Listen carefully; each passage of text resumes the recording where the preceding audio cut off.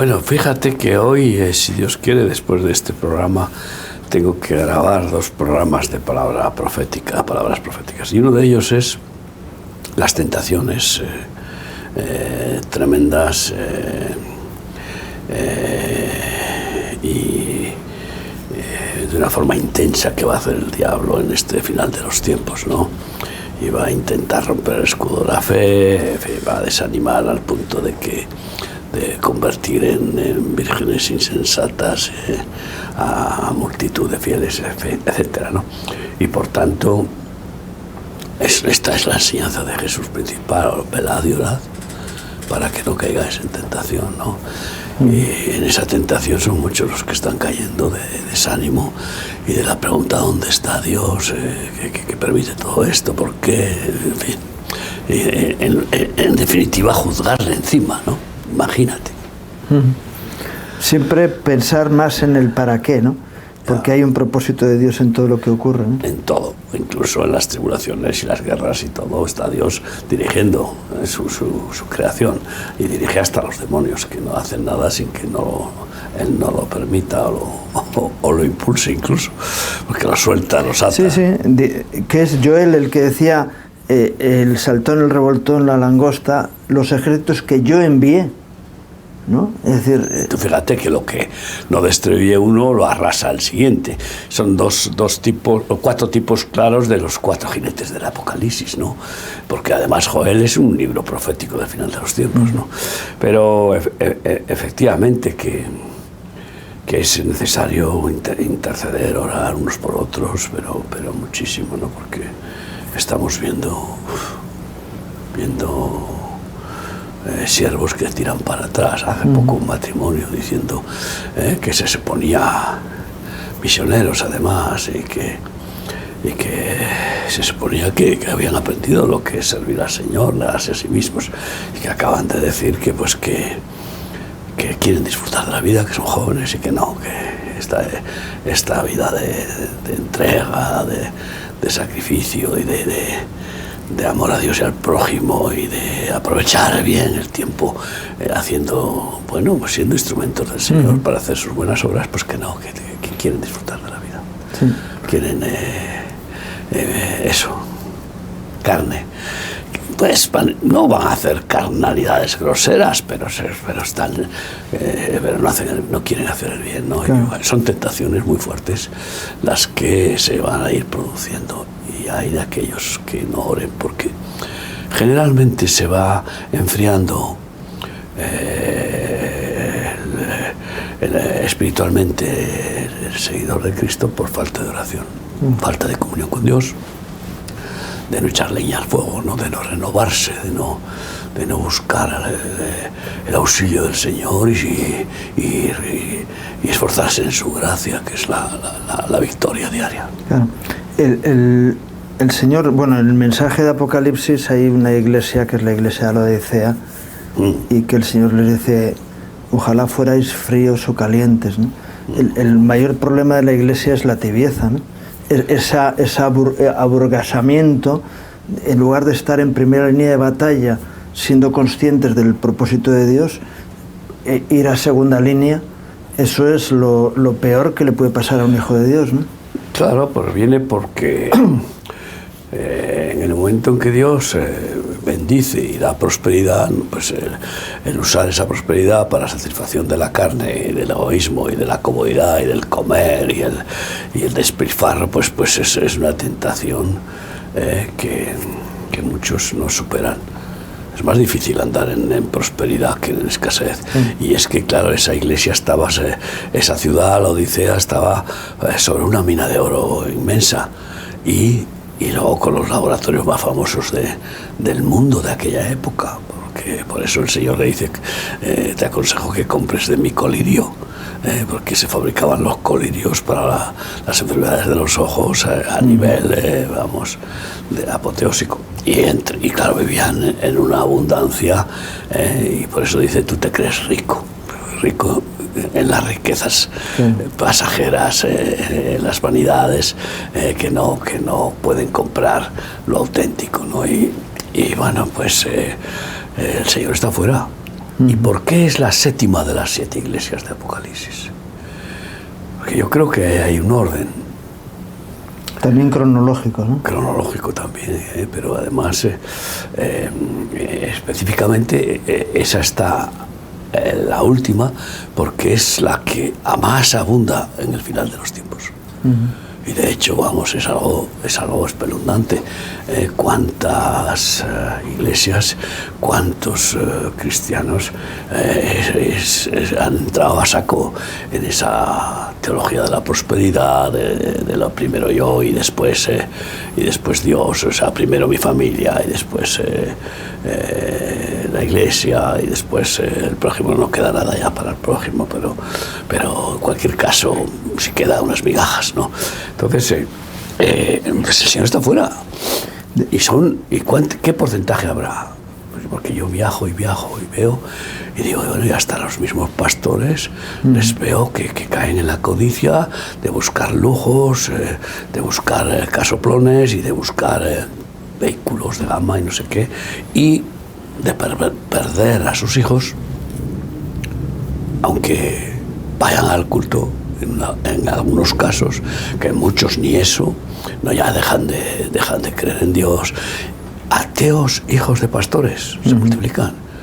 Carnales, mundanos y pervertidos, hijos de pastores o de cristianos, se multiplican, crecen. ¿Por qué?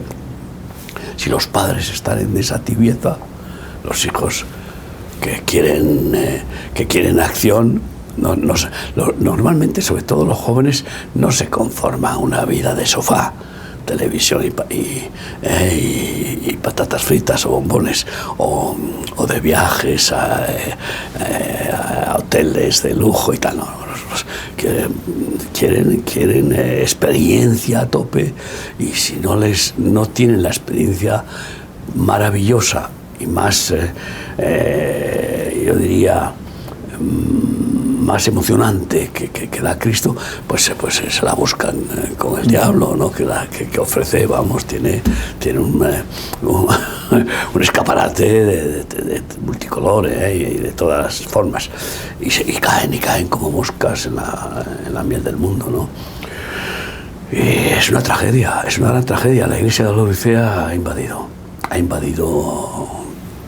a una gran parte de los seguidores, de los que dicen Señor, Señor, pero su corazón está fuera, lejos de él. De hecho, en diferentes foros, yo estoy escuchando, foros evangélicos, estoy escuchando qué difícil es movilizar a la iglesia en estos tiempos, porque cada uno está buscando guardar su ropa, ¿no? Es decir, guardar lo suyo. Nadar y guardar la ropa decían que no es posible, es decir, y la tendencia es a decir, yo vengo a guardar lo mío. No voy a nadar, voy a dejar de nadar y voy a guardar la ropa. Sí, guardar lo mío porque tengo que perder. Y fíjate, esta mañana estaba escuchando yo a una mujer en televisión que estaba narrando, una ucraniana. Vivíamos una vida cómoda, bien, y de repente en el día, no sé si fue el 23 o 24 de febrero, estalló la guerra y tuvo que salir corriendo por su vida, ¿no? Y dice, es que y todo lo que tenían se quedó ahí atrás. Eso es lo que pasa con el tibio que quiere guardar lo suyo, lo que le dijo Mardoqueo a la reina Esther, ¿no? Dice, mira, no pienses que tú vas a quedar libre de la persecución que viene al resto. Estamos en guerra. Y la realidad es que estamos en guerra. Los cristianos tenemos que ser conscientes de que estamos en una guerra espiritual, una guerra sin cuartel, ¿no? Claro, y por eso la oración es un arma poderosa en esta guerra, porque el lema de los congresos de este año, la armadura de Dios, termina diciendo orando en todo tiempo, con toda oración y súplica en el Espíritu, después de haber mencionado las armas poderosas de la armadura espiritual para la guerra contra Satanás y sus huestes. Y Y la oración del justo es eficaz y puede mucho, pero tiene que ser una oración de fe. El problema es si caemos en la oración egoísta de solamente dame. El pan nuestro de cada día dánoslo hoy, ¿no? Es nada más. Y de ahí lo de venga a nosotros tu reino, hágase nosotros según tu voluntad, lo de perdonar todo antes de que Dios, si no nos perdona Dios, lo de, qué sé yo, de humillarnos, etcétera, y arrepentirnos y dejar de ser ciudadanos del mundo para ser ciudadanos del reino de los cielos. Todo eso no. El pan, dame trabajo, dame economía, dame salud y entonces pues sanguijuelas, claro, son las sanguijuelas que no paran, no se cansan nunca de pedir, de chupar, ¿no? Si es un pacto santo con sacrificio, Él ya se sacrificó todo, ahora pues nos corresponde con gozo, voluntariamente, honorablemente, gozo, pero vamos, emocionantemente, sacrificarnos por amor a Dios y al prójimo, porque además el que no se quiera sacrificar por amor y por fe y amor, pues al final el Señor lo entrega a los sacrificios de Moloch, a la enfermedad, a la catástrofe, a la ruina familiar, al divorcio y a la perversión de los miembros de la familia, incluso en muchas situaciones a la ruina económica. Y lo peor de todo es que en todos los quebrantamientos que Dios produce para ver si por fin se arrepienten de verdad y abandonan el mundo, porque el que ama al mundo, el amor del Padre no está en él, pues entonces si no se arrepienten, pues ya sabes, al fuego. Sí. Es la dicotomía entre instrumentalizar a Dios o ser instrumentos de Dios, ¿no? Claro, la diferencia es la diferencia tan enorme que además si no eres instrumento de Dios, ¿de quién eres instrumento? Yo siempre digo, es que esto es una bomba. El que se dice hijo de Dios y no sirve a su Padre Celestial, ¿a quién sirve? El que no sirve a Cristo, ¿a quién sirve? El que no trabaja para Cristo, ¿para quién trabaja? Esta pregunta que desde hace años yo voy echando como una bomba y que sorprende. Yo digo, ¿cómo puede sorprender esto? Sin embargo, sorprende incluso pastores que no están trabajando para el Señor, que predican a lo mejor el culto del púlpito, pero luego tienen sus negocios o tienen sus formas de enriquecerse y que además en muchos casos trabajan por salario, es decir, tienen un puesto de trabajo, son empleados, y Dios no quiere empleados, quiere hijos. Es que esto es impresionante, ¿no? Y no hay manera.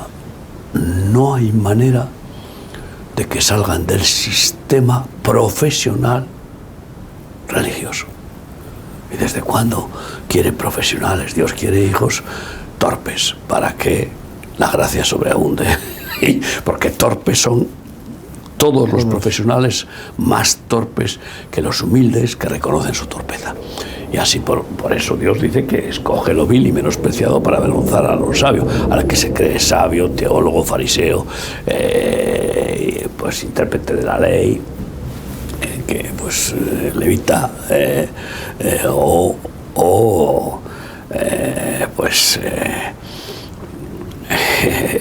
instrumento religioso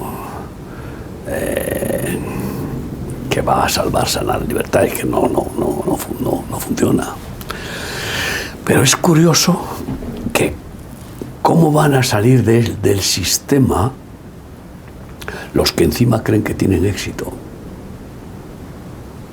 Porque ¿cuáles son las iglesias que más se llenan? Las iglesias en las que se predica mucho sobre Romanos 12:1, presentad vuestro cuerpo en sacrificio vivo y diario, que es vuestro culto racional. Haced pacto, bienaventurados los que han hecho pacto con sacrificio. El que quiera venir en pos de mí, niéguese a sí mismo, tome su cruz y sígame. Sí, si el grano de trigo no cae en la tierra y muere, queda solo, etc. Exacto, y tantas.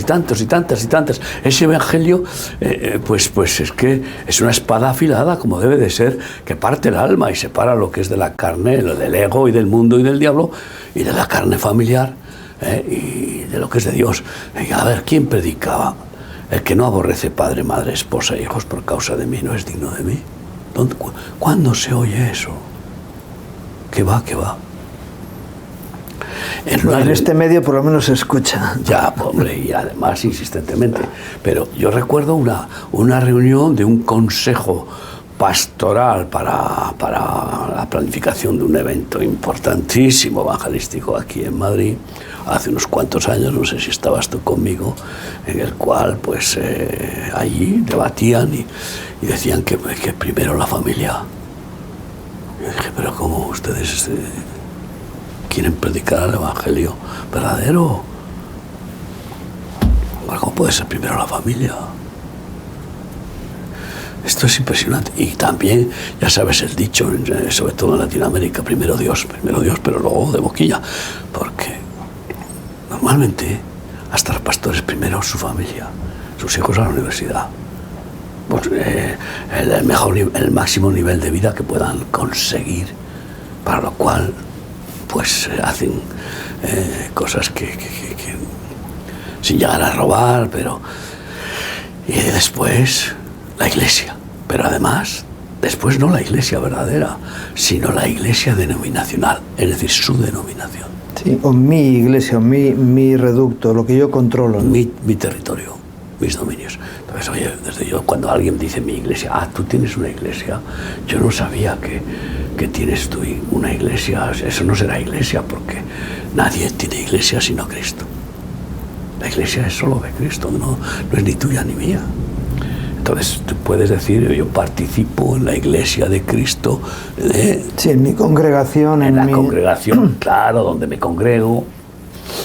Esto es así, pero mi iglesia. Hay frases que se han hecho pues muy firmes y que son aberraciones. Antes de ayer, estuve con un hermano que decía, nos han enseñado durante mucho tiempo a apartarnos del mundo, porque el mundo era feo, era malo, estaba lleno de pecado, y claro, eso ha sido un error histórico en la Iglesia. En lugar de eso, hay que salir. Me viene a la mente ahora el título del primer libro que escribiste, con el texto bíblico, boga mar adentro, ¿no? Es decir, métete donde están los problemas, en los mares problemáticos, a ser instrumento para sacar a aquellos que están involucrados en esas situaciones para que puedan tener la gracia de Dios en sus vidas, ¿no? Claro, el evangelio que se ha enseñado es pescar almas desde la orilla con una silla plegable, un sombrerito y la Coca-Cola al confort, al lugar de seguridad, la Coca-Cola al lado y el sándwich o lo que sea y música al lado, eso, y echar la caña, ¿no? Y claro, no, si pescan, en algún caso pescan pececitos, así alguno, pero no pescan los tiburones, no le quitan al diablo, no le arrebatan al diablo los humanos más significativos. ¿Qué es lo que hizo Jesús con Pablo? Pablo, cualquiera que lea como los ortodoxos judíos le llamarán traidor, porque era un ortodoxo fiel a muerte, fariseo de fariseos, perseguidor de los traidores que se convertían a Jesús, sus propios hermanos, pero con una ferocidad, un celo que podrían considerar divino y de la Torá, pero era un instrumento de Satanás. como él mismo dijo. Sí. Y entonces, pues el Señor arrebató a... Ese sí era un tiburón blanco, ¿no? Eso era un tiburón, pero de mucho cuidado, porque ya sabes, los peores tiburones son los religiosos, porque contra el clero hemos topado, decía Cervantes a Sancho, ¿no? Don Quijote. A Sancho, ¿no? Y estamos perdidos, dice, estamos perdidos, ¿no? Es curioso, me acaban de revelar estos días el primer ataque en Ucrania y han sido religiosos los que han perpetrado ese ataque, porque de sus congregaciones han salido jóvenes que han venido atraídos por el amor al prójimo, por el buen samaritano que es Cristo, a servir con nosotros. Y wow, eso les ha puesto envenenados, pero envenenados, ¿no? Y en algún caso han reaccionado diciendo, bueno, tenemos que excomulgar a toda la familia si permiten que sus hijos hagan esto, y a ellos también, y a estos, cuidado ya con ellos, no os acerquéis. Hay un problema serio. El que no está conmigo está contra mí, por mucho que religiosamente, por mucho que busque palabras de falsa piedad, que pueden ser incluso muy elocuentes, ¿no? Pero la realidad es el amor y punto. Y el amor no es cuestionable. Y el amor no tiene fronteras de religión, de denominación, ni de doctrinas. El amor es divino porque Dios es amor y el amor es imparable. Y cuando Dios se enamora, ¿qué problema hay? Pues que la primera barrera, el primer obstáculo y la primera tentación es la familia que se enfrenta y dice, ¿cómo? ¿Vas a trabajar para Cristo? ¿Vas a trabajar por el Evangelio y sin buscar dinero? Y a vivir de lo que... ¿Qué va a ser de tu vida? ¿Qué va a ser de tu vida? ¿Vas a ser un desgraciado? ¿Qué va a ser de tus hijos? Y la misma familia. Ya sabes que me gusta recordar una enseñanza de atravesar 7 valles para subir a los 7 montes, ¿no? Y 7 valles de aflicción, de persecución, de tentación, de prueba, 7 desiertos. Y el primero es la familia.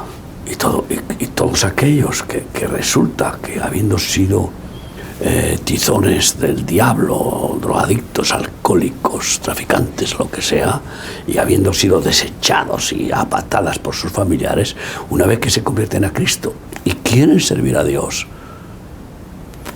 pero no por dinero, sino con el salario de lo que es un verdadero siervo de Dios, que es sustento y abrigo, que es el único texto en la Biblia que habla de cuál es el verdadero salario, que el obrero es digno de su salario, pero ¿cuál?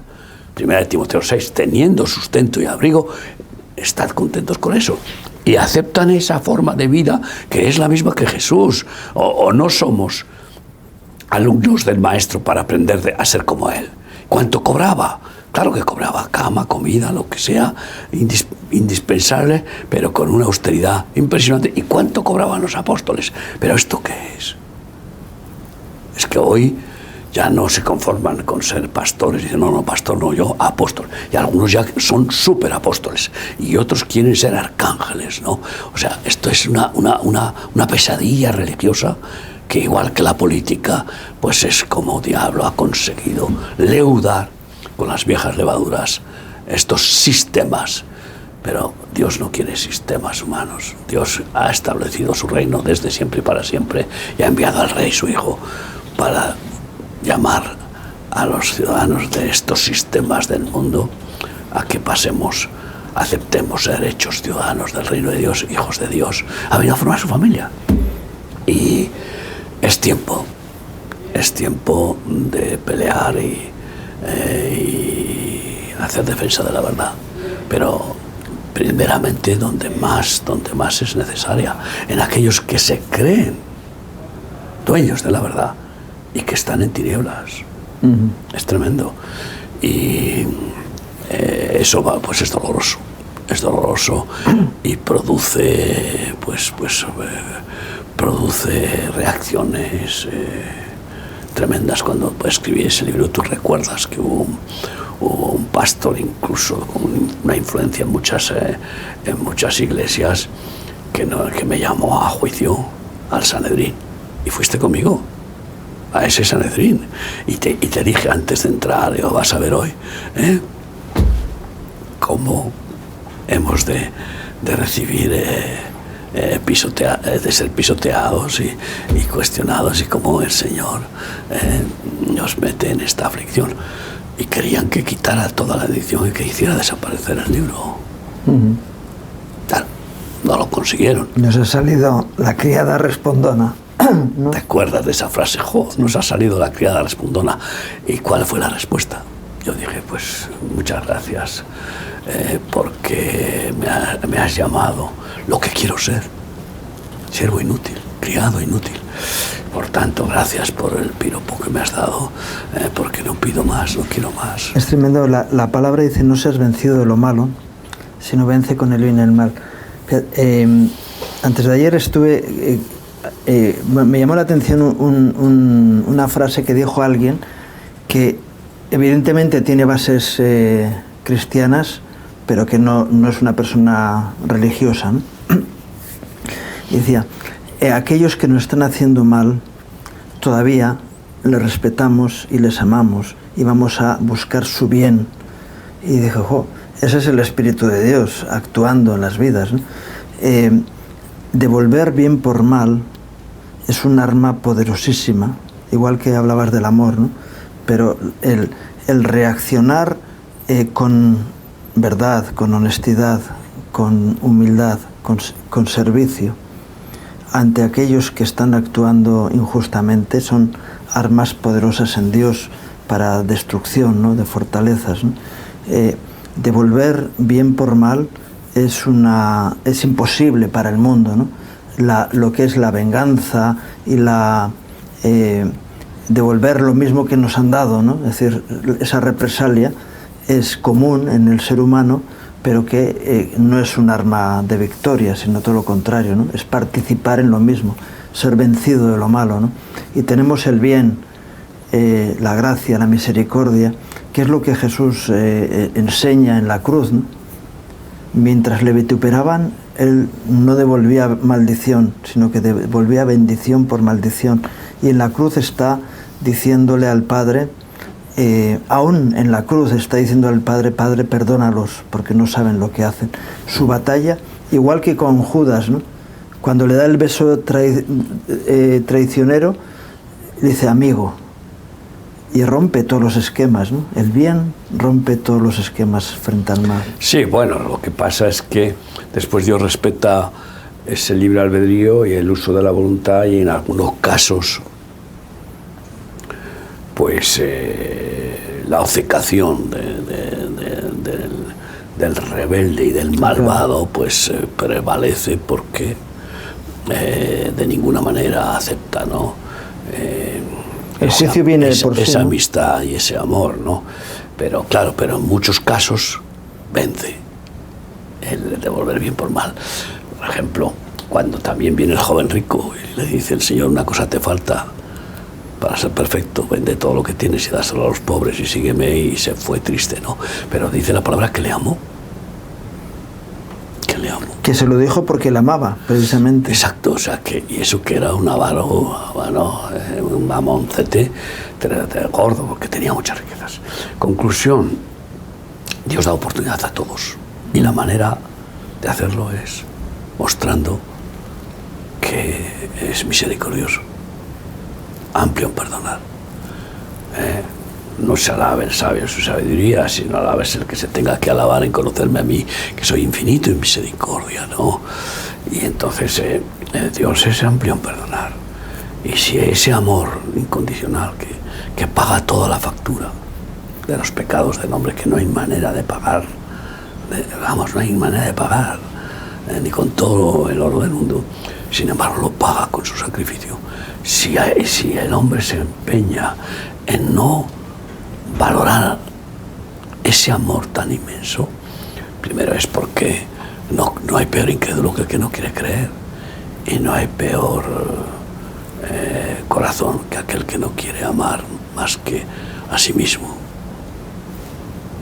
El que está lleno de sí mismo ya no cabe más, no cabe ni Dios ahí, claro. Entonces, bueno, pues así será la tristeza de Dios incluso, de tener que condenar a aquellos que se condenan, van solos al matadero, al degolladero del verdugo de Satanás y al fuego.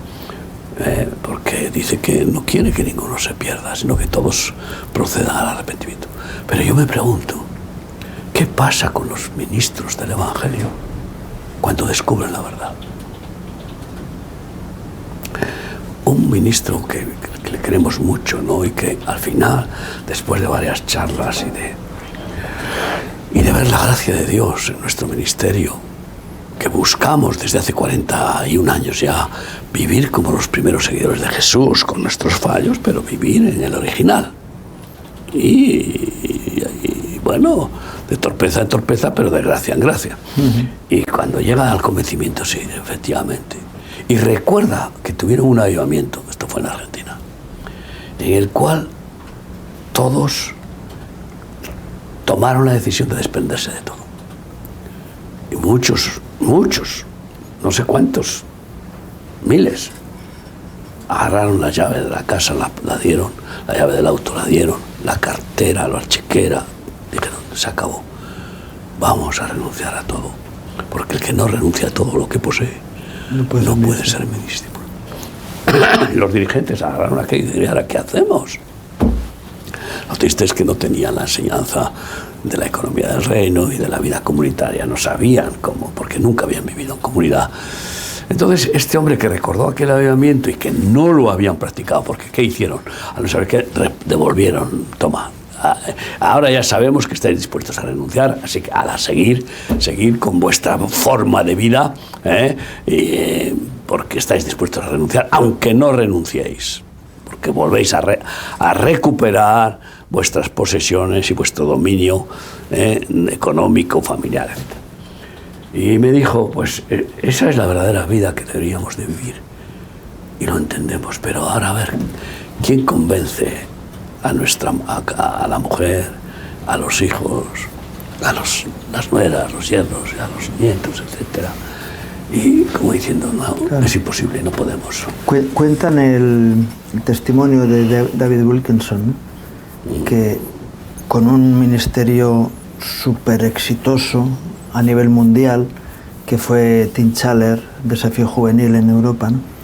Y el Señor le dice, mira, te estás desviando de mi propósito, deja lo que tienes y vuelve a los primeros trabajos allá en la calle en Nueva York.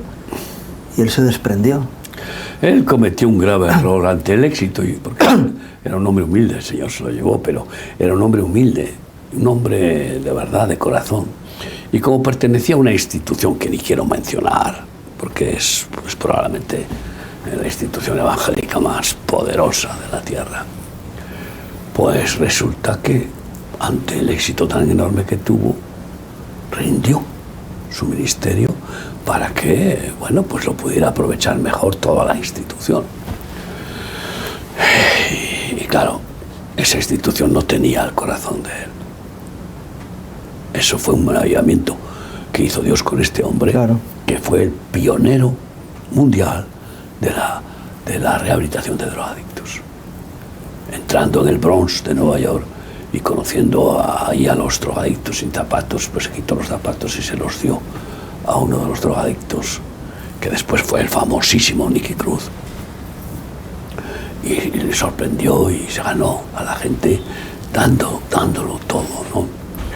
Y tuvo, vamos, un avivamiento increíble de liberaciones y de extensión, que había llegado ya, no sé si a 20 países y por todo Estados Unidos. Miles de drogadictos. Pero, al entregarlo a la institución, ¿qué hicieron? Inmediatamente empezaron a hacer cenas, banquetes, a hacer invitaciones a los gobernadores, a los empresarios, y a conseguir dinero. Y entonces a comprar oficinas, a comprar casoplones para los rehabilitados que eran expuestos, exhibidos como trofeos religiosos, ¿no? Y abandonaron las calles, abandonaron el llamamiento. Y un día, y bueno, que si premios aquí, medallas allá, bueno, una pasada. Y un día Dios casi lo mata y les petó con la palabra de Apocalipsis 2 a la iglesia de Éfeso. Yo conozco tu arduo trabajo y paciencia, etcétera, pero tengo contra ti que has dejado tu primer amor. Mira a ver dónde has caído y arrepiéntete y haz las primeras obras, porque si no, vendré a ti y quitaré el candelero de tu lugar. Se quedó tan impactado, tan quebrantado, que pidió perdón a Dios, reconociendo que había dejado ya, que ya no iba, ni los rehabilitados que salieron del infierno, del fuego de las drogas, iban a buscar a los que todavía había miles, millones hay en Estados Unidos. Y entonces reunió a todos sus obreros, ya muchos, y les dijo, tenemos que dejar todo esto, autos de lujo, despachos, cenas, banquetes y toda esta parafernalia religiosa, y tenemos que volver a las calles, a buscar a los perdidos. Y no quisieron. ¿Y qué hizo David Wilkerson? Fue fiel al Señor y abandonó su ministerio. Y desde entonces el candelero fue quitado, ese ministerio comenzó a hundirse por todo el mundo, hasta el punto de que hoy es muchísimo más reducido en extinción de lo que fue hace 30 años, que es cuando más o menos él abandonó. Y empezó de nuevo. Y fue por las calles y fue recogiendo. Y vino el Señor y le regalaron un edificio gigantesco en Nueva York donde cabían miles. Y ahí comenzó y... Bueno, el resto de su vida, incluso aquí en España, que vino varias veces después de esa experiencia, era solo una predicación. El primer amor y las primeras obras. Siempre la misma. ¿Por qué? Pues porque había quedado marcado a fuego. Y porque no quería salir de ahí. Porque en realidad esa es la vida espiritual. Renovarse en el primer amor cada día. Y dejar que sean las obras genuinas del Espíritu Santo las que sean hechas a través de nosotros. Sí. Estaba recordando otro ministerio que vino, y es aviso de navegantes, cuidado, que nos dijo, nosotros también empezamos en las calles. De hecho, un ministerio que ante un terremoto grande en un país se volcaron y fue un avivamiento para ese ministerio. Luego dice, no, hemos dejado a los pobres y ahora nos hemos centrado en las clases altas, hemos pasado, hemos madurado, hemos crecido. Dios nos ha bendecido. Y de hecho nos aconsejaron seguir ese camino. Dice, no, vosotros también ahora estáis con los pobres, pero llegaréis. Por supuesto que hemos llegado a alcanzar a poderosos, a dirigentes de países, hemos entrado en palacios, pero sabemos que nuestro llamado no está ahí, sino que está en el otro lugar, ¿no? Bueno, o al menos no podemos dejar el llamado de la compasión por el llamado a evangelizar también a los ricos. Vamos, hay que evangelizarles. el día claro, que se puede, hay es también llamado, va. Pero el llamado principal es el amor, es la fe y el amor. Y por tanto, a los ricos, a los políticos, a los demás, vamos por amor y compasión, porque van como locos hacia el infierno, y ciegos, y cantando y bailando, ¿no? Y presumiendo. Entonces también es un llamado de compasión. Pero Jesús también compartía a ricos y a pobres, ¿no? Y bueno, esa escena de que estaba subido al sicómoro Tadeo. Zaqueo. O Zaqueo, Le dice, Zaqueo, hoy es necesario que pose yo en tu casa. Era un hombre de economía, ¿no? E incluso el recaudador de impuestos, Mateo, Leví, y le llama y con una palabra, nada más con una palabra, y lo agarra, y de esa manera, con una sola palabra, lo escoge y hace de él un apóstol. Y era un hombre pudiente. Pero el llamado de la compasión, considerando que la misericordia tiene más objetivos entre los pobres, porque son los que más claman. Es más, son los más agradecidos, porque son los necesitadísimos. Y si encima vas a ellos y les socorres, multiplicando panes y peces como Jesús, o socorriéndoles, sanándoles, etc., porque vas a muchos ricos, les ayudas, oras por un rico que está enfermo, lo sana el Señor, y después, si te he visto, no me acuerdo, ¿no? No sé, después igual a lo mejor en el mejor de los casos se va a un culto de una iglesia de élite, donde van los ricos y donde el amor al dinero se justifica. De esas iglesias de la Odisea que abundan. Pero aunque puede ser que también Dios tiene sus excepciones, ¿no? Y saca alguno de esa forma de vida, de riqueza terrenal que es vanidad. Y yo creo que lo más urgente es una revolución en la Iglesia. Es ir a los perdidos de la Iglesia. En la gran fiesta, Jesús casi llora.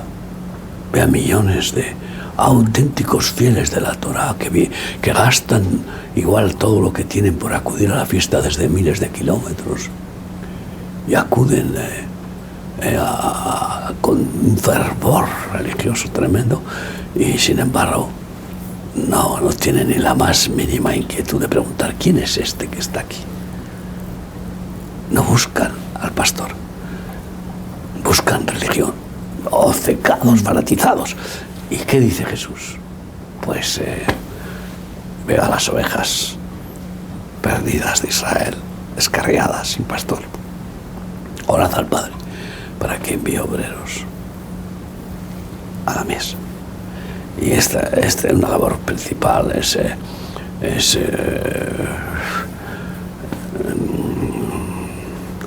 buscar que el Señor renueve ministerios, porque si no vamos a arrastrar a las almas y van a tener mayor condenación, como les dijo a los religiosos: hacéis prosélitos, recorréis cielos y tierra para conseguir un prosélito, y le hacéis 2 veces más hijo del diablo que antes, y le dais mayor condenación de la que tenía, ¿no? Entonces, porque mayor condenación tiene el que conoce, aunque sea por logos, la Torá, la palabra de Dios, y luego pues en realidad es un hipócrita. Dice pero no hace, porque lo que dice es para mantener su poltrona religiosa, su estatus, ¿no? Entonces, pues necesitamos la armadura de Dios, y por eso este año va a ser además de un tema vital, una acción urgente y necesaria, empezando por la casa del Señor. Claro. Y empezando por nuestra propia casa. Claro. Es decir, no estamos juzgando a otros, sino que nos sentimos faltos a veces de decir, oye, a ver si nos va a pasar lo que hemos visto en otros. Y no queremos que eso ocurra entre nosotros, ¿no? Que caigamos en tibieza, porque hemos visto la gran tragedia de... Claro, si el Señor no está en medio, es un cascarón hueco lo que queda, ¿no? Y lo que hay que hacer es salir fuera, ¿no? Fuera del campamento, pues está muy bien hacer instrucción en el campamento, pero con un propósito de salir fuera a la batalla. A la batalla, que hay una guerra, como decíamos al principio, sin cuartel, despiadada, en la que el enemigo está queriendo llevarse cada vez a más personas, y a la Iglesia a dejarla lo más tibia posible, lo más aburguesada posible, y sin la intención de salir a la batalla. Lógicamente, si nosotros no salimos a la batalla, ¿quién va a luchar contra el enemigo, no? Es curioso que el enemigo, esas iglesias aburguesadas y en tibieza, no las tiene en cuenta y no las ataca. Y si no es porque Dios mismo usa la vara y quebranta esas iglesias, pues no tienen esperanza, porque siguen, el diablo, como diríamos, las respeta, que el diablo que no respeta nada ni nadie, pero las deja como no para el momento, ¿no?, oportuno, para darles la puntilla, como verdugo, porque al final es como el escorpión, dice, es mi naturaleza, al final lo que quiere es matar, ¿no?, y destruir y llevarse las almas al infierno cuanto antes.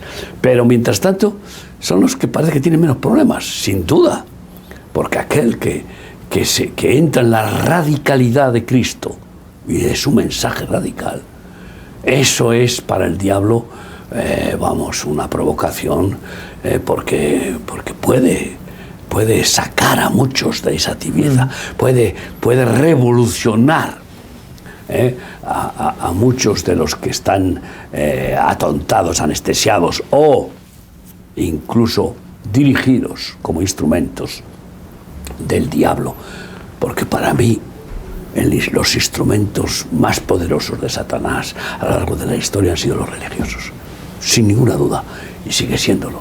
Y con esta gran ramera ecuménica va a ser el instrumento que va a permitir el anticristo que le cabalgue.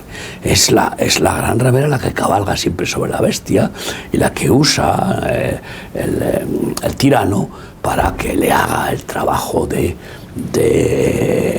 extender esa religión babilónica y así tener unificación y dominar la bestia, ¿no? Aquellos 70 que volvieron felices, gozosos, porque habían visto el poder de Dios manifestado, y el Señor les dice: yo veía a Satanás bajar como un rayo.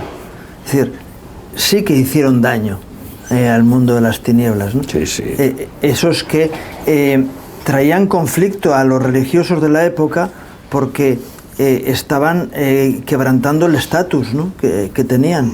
Y oye, a ver si los romanos se van a enfadar con nosotros y nos van a quitar los privilegios que tenemos, ¿no?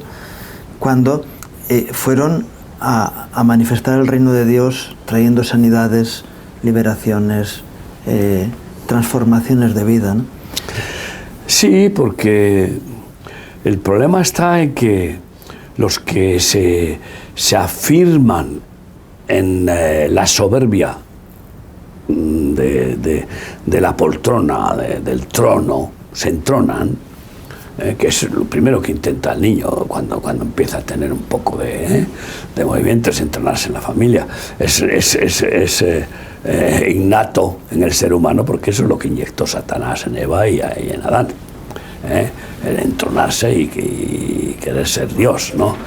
Y entonces cuando se entrona, pues ay, amigo, solo un milagro les despega de la poltrona, porque no quieren. Y claro, Dios respeta, y el que no quiere, y qué pocos son los que experimentan esa revolución espiritual, ¿no? Y dejan la poltrona y dejan su poderío religioso y su poderío económico y agarran la sencillez de la vara y el callado, ¿no? y de ser un pastor de a pie, ¿no? De un pastor de cara a cara, de comunión, ¿no? Dejar de ser un pastor de púlpito y de discurso para ser un pastor que da la vida por las ovejas. Yo siempre digo, qué diferencia tan grande de los falsos pastores, mercaderes, a los verdaderos, porque el verdadero da la vida por las ovejas, se niega a sí mismo, se lo quita de la boca por las ovejas, para salvarlas, para sustentarlas. Y si me amas, Pedro, sí, apacienta mis ovejas, pastorea mis ovejas, apacienta mis corderos, apacienta mis ovejas. Y es así, si no, todo es pura hipocresía y con todos los razonamientos. Y bueno, es que yo tengo otro ministerio, ay, qué bonito ministerio tenéis con los niños, pero nosotros tenemos otro ministerio. Bueno, perdona, no sabía yo que el amor, la misericordia es un ministerio. Ya puedes tener un ministerio de lo más espampanante es que si no tienes amor, nada vale lo que hagas, lo que digas. Porque si tuvieras toda la fe, de tal manera que trasladas en los montes y todo el conocimiento y toda la ciencia, y no tienes amor, de nada te sirve, no vales nada. Y esto es lo que hay que recuperar, ese primer amor, que nos enamore Cristo a muerte, como Él nos ama a muerte, ¿no? Y ya está bien que hay poco tiempo, como tú has dicho, el diablo va a ser echado del cielo pronto por el arcángel Miguel y por los ángeles y por los santos que están orando, pidiendo justicia en el cielo, y por la Iglesia que va a clamar en esta intercesión, que va a crecer y crecer y va a pedir justicia.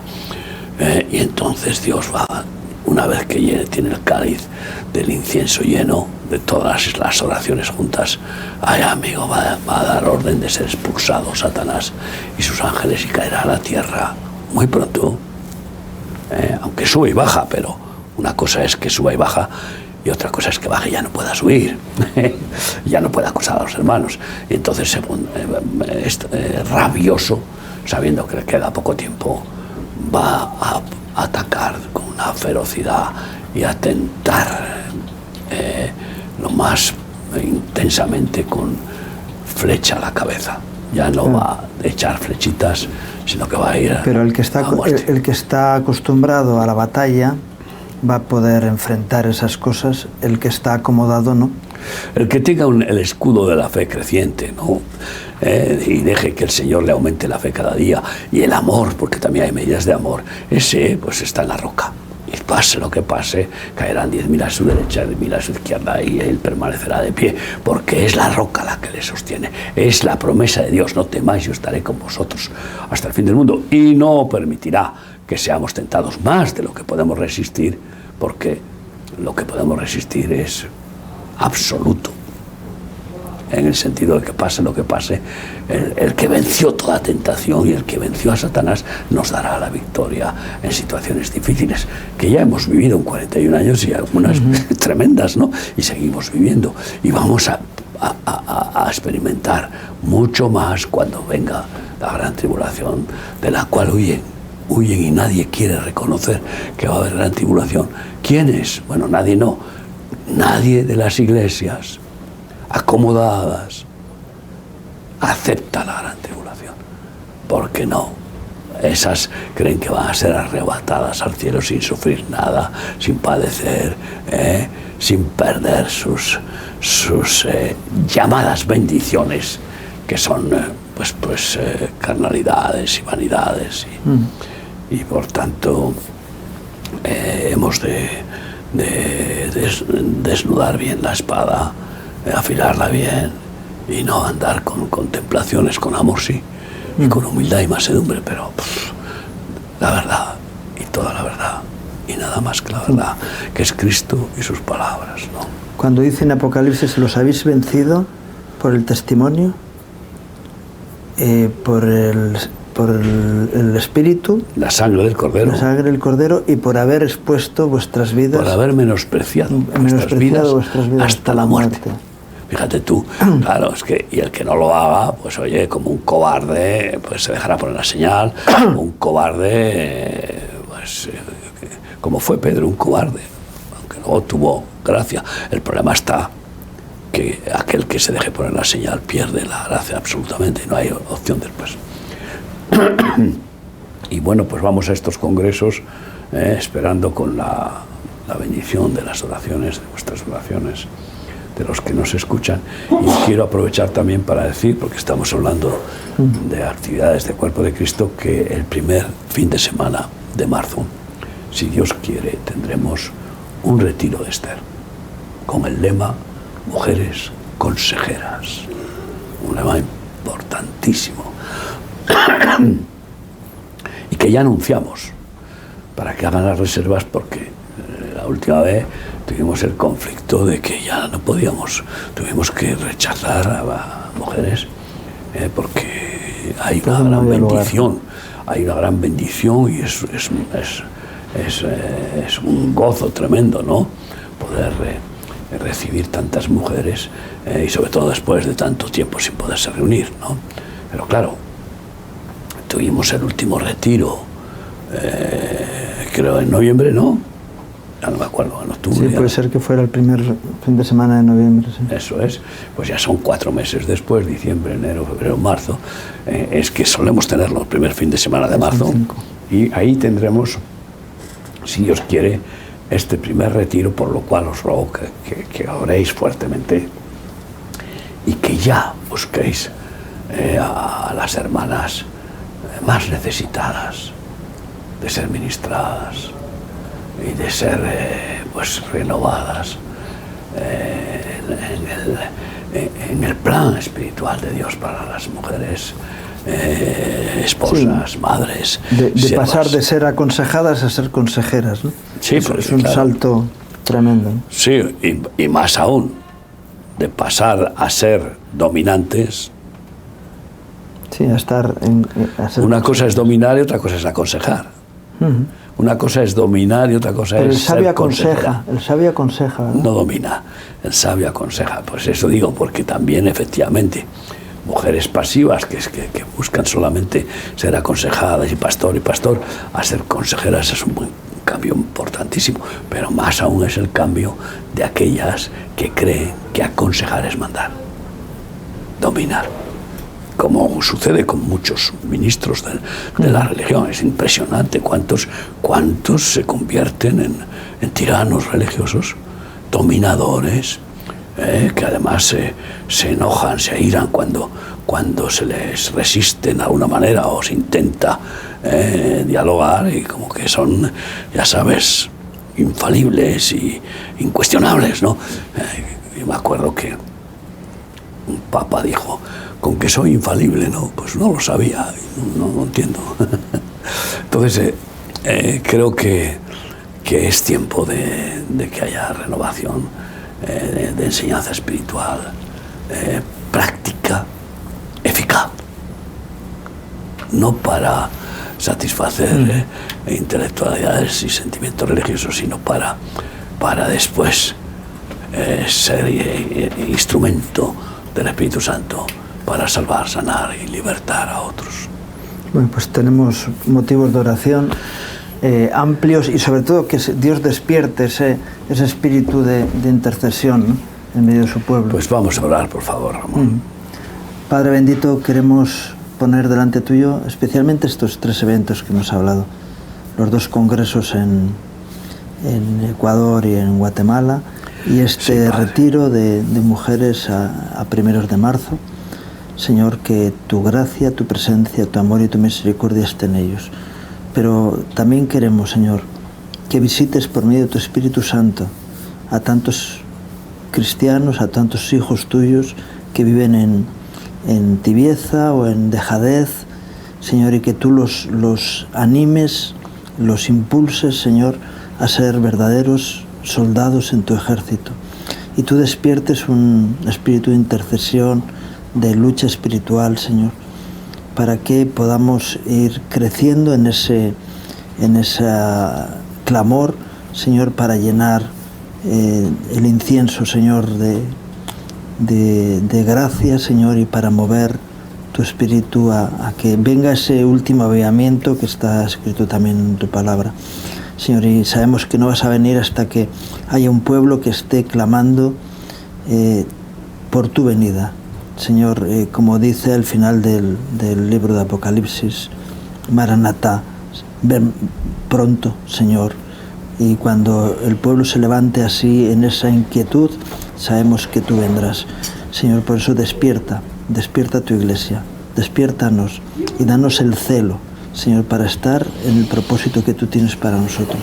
Te lo pido en el nombre de Jesús. Amén. Amén.